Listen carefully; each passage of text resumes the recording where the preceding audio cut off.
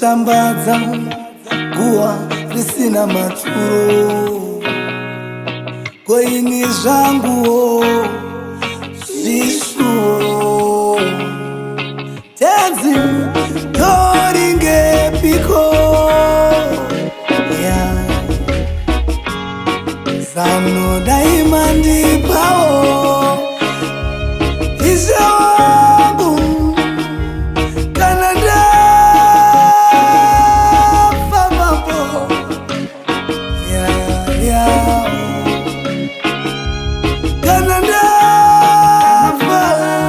kana ndafa mwana wangu mambo ndichinga ndafa kana ndafa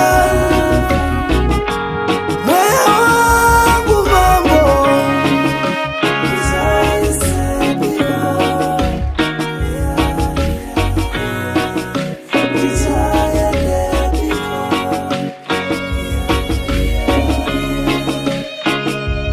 mwana wangu mambo tirodonje rewangu mufaro vakanganwava chanesuro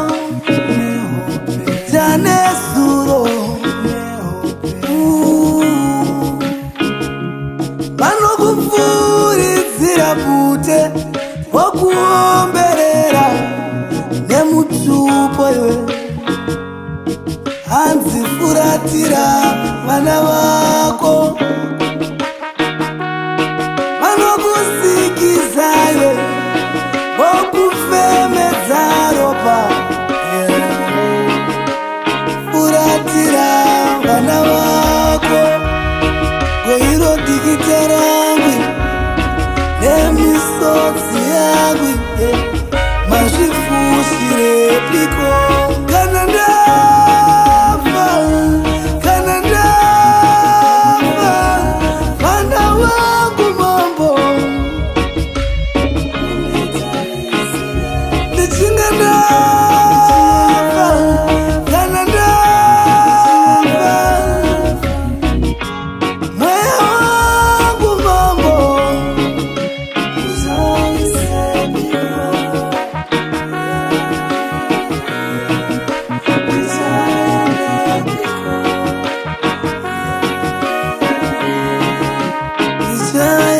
Ndizarurire mweya wangu mambo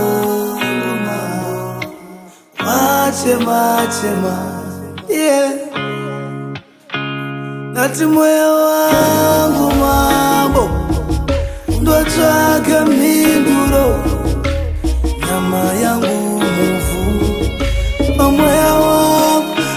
wangu kana ndafa mambo kana ndafa mambo kovana